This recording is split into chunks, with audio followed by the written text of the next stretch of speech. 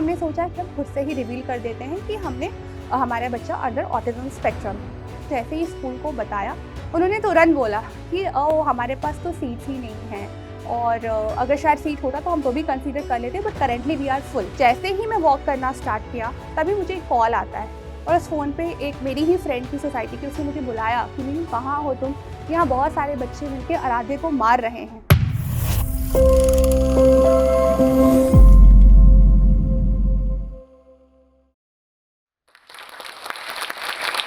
Namaskar, this is Meenu Mishra. I am from Mumbai, Maharashtra. Today I am going to talk about my son Aradhya's 10 years old autism journey. जब आराध्य का birth हुआ था, he is a very happy go-getter child. Till 2 years of age, he was achieving all of his milestones. 2 साल में मुझे उसमें कुछ मिसिंग लगा. मुझे लगा कुछ तो है जहाँ कमी हो रही है. He was sometimes do toe walking. वो कभी कभी स्पिन करता था, कभी कभी वो सोशल स्माइल्स नहीं देता था. स्टार्टिंग में उसने वर्ड्स अच्छे पिकअप किए थे, वो पापा बोलता था, मम्मा बोलता था, बट धीरे धीरे उसके वर्ड्स कम होने लगे थे. उसे फर्क नहीं पड़ता था घर पर कोई आ रहा है, कोई जा रहा है. लोगों में इन्वॉल्व होना काफी कम हो गया था. He was into his own bubble shell. वो बहुत ज्यादा सेल्फ एब्सॉर्ब रहता था. कार्स टॉयज जो होते हैं उसके साथ उसका काफी ऑब्सेशन था. वो घंटों अपने टॉयज के साथ खेला करता था. हमें लगता था काफी शांत हो गया है, बातें कम करने लगा है. और हम जब उसे नीचे लेकर जाते थे घुमाने, तो वो इतना भागता था, it was very difficult us to catch. काफी हाइपर एक्टिव शो कर रहा था. तो मैंने जब ये सब चीजें देखी, मैंने पहले अपने घर में बात किया कि कुछ तो ऐसा लग रहा है. बट फैमिली एंड फ्रेंड्स से सेड नहीं नहीं, हो सकता है लड़का है, थोड़ा बदमाश ज्यादा है. और प्लस सिंस उसके स्पीकिंग स्किल्स कम हो रहे थे, तो लोगों ने ये भी बोला अरे लड़का है, धीरे धीरे करके बोलेगा. Normally boys are considered to be a late speaker. Then we thought okay, possibly अभी थोड़ा जल्दी है, later on he will cover up. हमने फिर उसका स्कूल में एडमिशन किया, प्ले ग्रुप में. And there also he was doing fine. He was very good in sight words. He was actually a visual learner. वो जिस कलर को देखता था, जिस शेप को देखता था, उसे याद हो जाता था. तो वो कलर्स, अल्फाबेट, शेप्स, नंबर्स सब बोल रहा था, बट हमारे जैसे कम्युनिकेशन नहीं कर पा रहा था. प्ले ग्रुप में भी सब ठीक चल रहा था.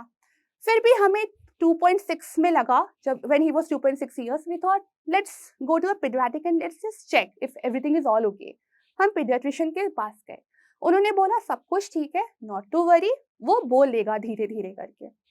इसके बाद एक इंसिडेंट हुआ which I would like to highlight. जब उसका प्ले ग्रुप में एनुअल फंक्शन हुआ था, जैसे ही कर्टेन रेज हुआ, बाकी सब बच्चे परफॉर्मेंस कर रहे थे, सबके पेरेंट्स रिकॉर्डिंग कर रहे थे, बट आराध्य बिल्कुल वहां पर लेट कर हेड बैंगिंग कर रहा था. उसे बिल्कुल अच्छा नहीं लग रहा था.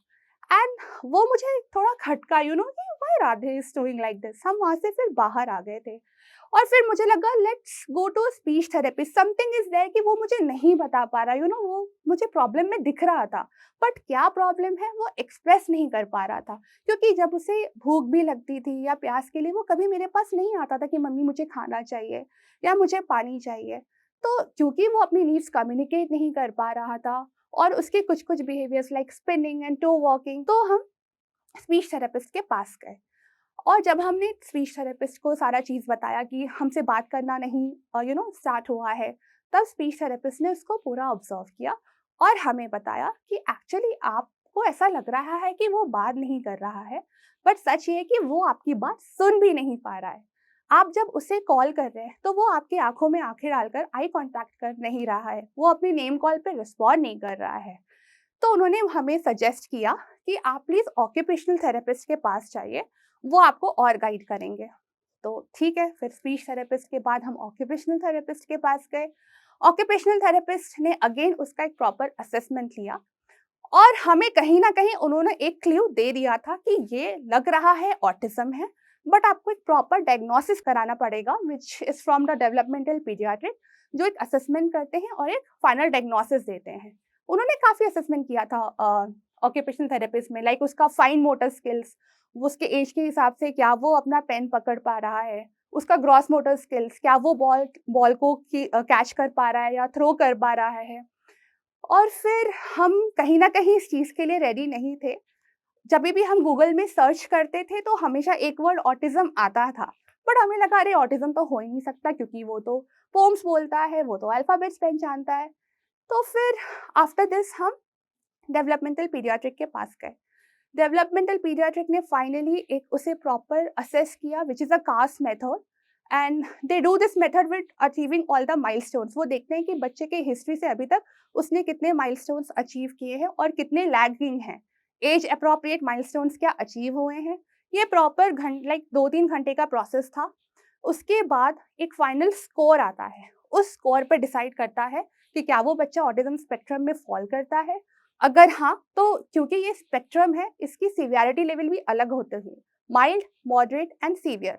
और आराध्य को उसके पॉइंट्स के बेसिस पे उसे मॉडरेट कैटेगरी में फॉल किया था। ये वर्ड सुन के ऑफ कोर्स हम लोग ब्लैंक आउट हो गए थे। हमने इवन डॉक्टर से भी पूछने की कोशिश की, बट क्यों? मैंने तो आज तक कभी सुना ही नहीं कहीं पर भी कि कोई neither in family nor in friends कि कोई और भी है जिसको ऑटिज्म है। सो हमारे साथ ही क्यों? फिर डॉक्टर ने हमें समझाया कि इसका कोई रीज़न नहीं होता है। इट इज़ जस्ट ये बिफोर बर्थ ही होता है। इट इज़ जस्ट ये पकड़ाता तब है जब बच्चे अपने स्किल्स लूज़न अप करने लगते हैं। बट उन्होंने एक और बहुत अच्छी बात कही थी which is early intervention is the की। The earlier you start intervention the more progress you will see your child is doing. तो उन्होंने हमें बोला बिना वेट किए और बिना कोई टाइम गवाए आप प्लीज़ उसके थेरेपीज और इंटरवेंशन स्टार्ट कर दीजिए। हम घर आए। उस दिन तो मुझे आज भी याद है, वो 3 जनवरी 2018, जस्ट उसके 1 महीने पहले बर्थडे के हमें ये डायग्नोसिस मिला था। कहीं न कहीं हम बिल्कुल टूट चुके थे, वो पूरी रात हम रो रहे थे, हमें कुछ समझ नहीं आ रहा था।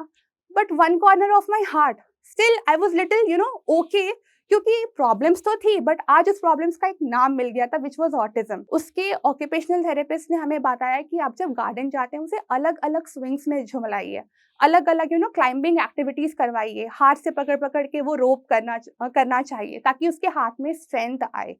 तो हम ये सभी एक्टिविटीज़ घर पे कर रहे थे। सॉर्टिंग एक्टिविटीज़, उसका फाइन मोटर बढ़ाने के लिए हम चावल और चने को अलग करवाना, कलर्स के थ्रू डिफरेंट डिफरेंट एक्टिविटीज़ करवाना, स्लाइम बहुत ज़्यादा उसने यूज़ किया था, डो यूज़ किया था, फन डो। तो ये सब चीज़ों से आराध्य का इम्प्रूवमेंट हो रहा था। अब प्ले ग्रुप भी ऑलमोस्ट खत्म होने के लिए आ गया था। अब हमें लगा कि ओके, सो नाउ व्हाट? हमें लगा कि हमें उसे एक प्रॉपर स्कूल में अब एक एडमिशन कराना चाहिए। तो हमने फिर वहाँ से स्कूल हंटिंग स्टार्ट किया था। तो डायग्नोसिस और school admission was just going hand in hand. हम सबसे पहले स्कूल को अप्रोच किया। हमने सोचा हम स्कूल में रिवील नहीं करते हैं कि उसे ऑटिज़्म है। तो during the interview process and during their selection process they got to know कि something is missing in the child. तो उन्होंने हमसे पूछा कि आपने डायग्नोसिस करवाया है, और क्योंकि diagnosis already in the process था, हमने बोला ये चल रहा है बट फाइनल नहीं आया है। तो उन्होंने बताया कि नहीं, आपको डायग्नोसिस करना पड़ेगा और फिर आप हमारे पास आइए फॉर द सिलेक्शन प्रोसेस। हमने बोला ठीक है, और उन्होंने ये भी बोला फिर हम आपको बताएंगे कि हमारे पास सीट अवेलेबल है या नहीं है। We were like that's fine, but कहीं ना कहीं वो हमें नेगेटिव अप्रोच मिल गया था स्कूल से कि वो शायद एडमिशन नहीं लेने वाले हैं। हमने फिर दूसरे स्कूल को अप्रोच किया। वहाँ पर हमने सोचा क्योंकि अब पहले स्कूल में ऑलरेडी ये इंसिडेंट हो चुका है, यहाँ पर हम खुद से ही रिवील कर देते हैं कि हमारा बच्चा अंडर ऑटिज्म स्पेक्ट्रम है। हम साथ में रिपोर्ट्स भी लेकर गए थे। तो जैसे ही स्कूल को बताया, उन्होंने तुरंत बोला कि ओ हमारे पास तो सीट्स ही नहीं है, और अगर शायद सीट होता तो हम तो भी कंसीडर कर लेते, but currently we are full. तो वी वर लाइक ओके, ठीक है। फिर हम तीसरे स्कूल में गए। तीसरे स्कूल में हमने अगेन ऑटिज्म डायग्नोसिस पहले ही बता दिया गया था, और उन्होंने उसका इंटरव्यू प्रोसेस भी लिया। फिर finally we got a school for Aaradhya, जिन्होंने आराध्य को ले लिया, और अभी भी आराध्य उसी स्कूल में he is continuing with that, and the teachers, counsellor, everybody is supporting and we all are working in a same way. उसका एडमिशन नर्सरी में तो हो गया था, वो स्कूल भी जाने लगा था, वो खुश भी था। पर जब उसके पेपर्स घर आते थे या जब उसके बुक्स घर आते थे, वो ब्लैंक रहते थे। तो हमने टीचर से भी बात करने की कोशिश किया। टीचर ने बोला हाँ, वो आंसर तो देता है, वो लिखता नहीं है। तो हमें लगा ओके, लिखने में शायद प्रॉब्लम ज़्यादा है, तो अब इस पे तो वर्क करना ही पड़ेगा क्योंकि स्कूल के शीट्स तो एम्प्टी नहीं आ सकते। जब कोविड आया था तो हमने एक बहुत ही फन एक्टिविटी किया था which was 60 days drawing challenge. उसके लिए हमने उसको मोटिवेट किया था कि आप हर एक दिन एक खुद से ड्राइंग करके उसमें कलरिंग करो।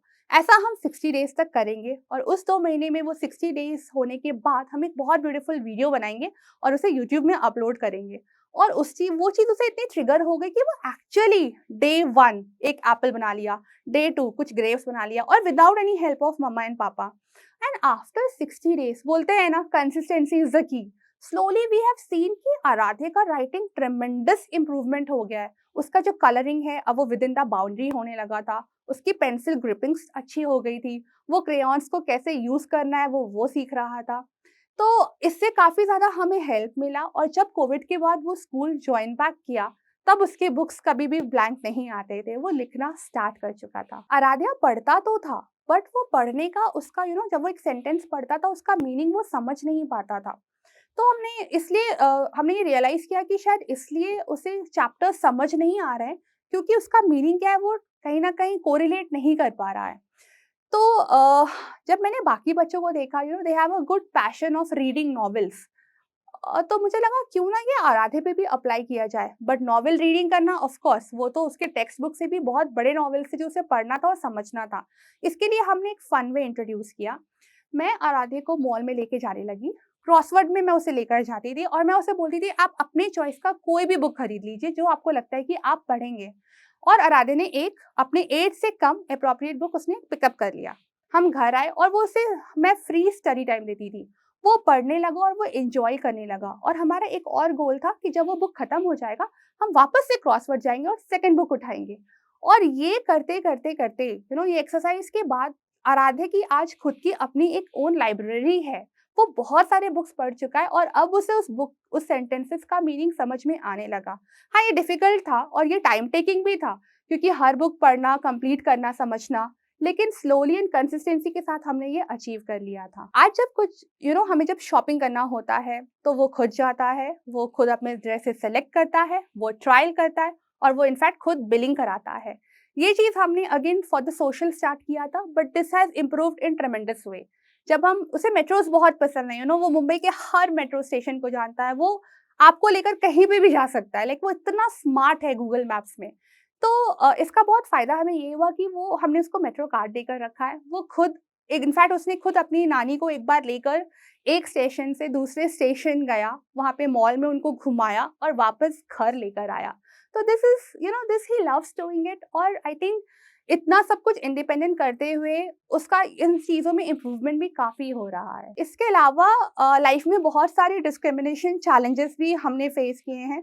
फॉर एग्ज़ाम्पल सोसाइटी में आराधे का जब सारा डेवलपमेंट ऑलरेडी हम चला रहे थे, कर रहे थे, तो सोशल स्किल्स के लिए मैं उसे कई बार प्ले डेट्स पे लेकर जाती थी। मैं उसे मूवीज़ लेकर जाती थी, बाकी बच्चों के साथ हम सेटअप बनाते थे, हम घर पे फेस्टिवल सेलिब्रेट करते थे और धीरे-धीरे हम सोसाइटी में नीचे खेलने जाने लगे। तो इनिशियली तो हमेशा मैं रहती थी, मैं आराध्या को लेकर जाती थी, बाकी बच्चों के साथ हम खेलते थे। धीरे-धीरे आराध्या का प्रोग्रेस होता गया, कई गेम उसने खुद ही पिकअप कर लिए और वो खेलता था। एक बार उसने मुझे बोला, "मम्मा आप जाइए, मैं खेल लूँगा अकेले।" और जैसे ही मैं वॉक करना स्टार्ट किया, तभी मुझे एक कॉल आता है और उस फ़ोन पे एक मेरी ही फ्रेंड थी सोसाइटी की, उसने मुझे बुलाया कि मीनू कहाँ हो तुम? यहाँ बहुत सारे बच्चे मिलके आराध्या को मार रहे हैं। जैसे ही मैं दौड़कर उस सिचुएशन पर पहुँची, मैं देखती हूँ आराध्या बहुत ज़्यादा स्कैर्ड है। बहुत सारे बच्चे उसके पीछे दौड़ रहे हैं, किसी के बच्चे के हाथ में झाड़ू है एंड वो बस बहुत डरा हुआ है। मैंने पूछा कि ऐसा क्यों चल रहा है? हमने ये फ्लैश आउट किया ये इंसिडेंट सोसाइटी में। हमने पेरेंट्स को अवेयर कराया, हमने उनको बताया। Being some good parents and understanding they understood. वो घर आए, उन्होंने माफ़ी माँगा, राधे से माफ़ी माँगा। बट इन सब सिचुएशंस में कुछ ऐसे भी पेरेंट्स हैं और कुछ ऐसे भी बच्चे हैं जो मानने को रेडी नहीं रहते हैं। उन्हें कुछ समझ में नहीं आता है क्योंकि वो दिखता नहीं है डिसेबिलिटी, इसलिए उन्हें लगता है कि कुछ प्रॉब्लम ही नहीं है। There is a very thin line between high functioning autism and a brat. उन्हें लगता है कि बच्चा बदमाशी कर रहा है, बट ऐसा नहीं है। वो बच्चा खुद अपने स्ट्रगल कर रहा है। तो हमने कई पेरेंट्स को समझाने की कोशिश किया, बट उसके बाद भी शायद वो समझने को रेडी नहीं है। अभी आराध्या ही is a very bright child. वो ही is in grade 5 under CBSE curriculum. अभी वो खुद से सेल्फ स्टडी करता है, वो स्कूल से आता है, अपने बुक्स निकालता है, उससे जो पढ़ाई हुआ है आज स्कूल में वो सब खुद से पढ़ता है। वो स्केटर है, he is a district level skater. Recently वो स्टेट लेवल पे भी जाके आया है। उसे पियानो बजाना बहुत पसंद है, उसे गाना गाना बहुत पसंद है। वो स्विमिंग करता है, उसे ट्रैवल में बहुत इंटरेस्ट है। लाइक वो लिटरली आइटिनरी बनाता है। आपका बच्चा आपके लिए प्राउड है एंड मैंने उसे ये अवेयर कराया कि अगर कोई आकर तुमको ऑटिस्टिक या स्पेशल बोले, हमेशा यही बोलो कि I am a proud autistic child, so what. Lastly मैं सारे पेरेंट्स को यही कहना चाहूँगी कि आपका बच्चा अपने आप में एक यूनिक है। आपको उसकी स्पेक्ट्रम की जर्नी को समझना है, आपको आपके बच्चे के लेवल पे आना है। हाँ, every child can do better. सही इंटरवेंशन के साथ, सही थेरेपीज के साथ, सही डायरेक्शन के साथ हर बच्चा अच्छा कर सकता है।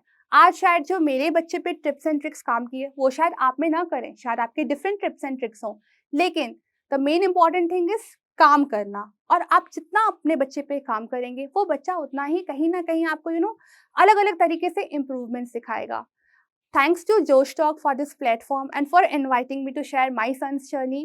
I would just like to say that autism is not a weakness. Please मत ये समझिए कि autism कोई weakness है. In fact, हमें society उनके लोगों को ये aware करवाना है कि जहाँ बच्चों में कुछ challenges आते हैं तो आपको empathy के साथ उन बच्चों को accept करना है और उनके growth पे contribution करना है. Hello everyone. I'm so happy that Josh Talks has brought this channel out where we can hear the stories of the incredible mothers and fathers of autistic children. I had somebody in my own family who was autistic. If you are the parent of a young child who has autism, please share your information with Josh Talks in the form below. This will help Josh Talks better understand the problems that you face and the content that needs to be created.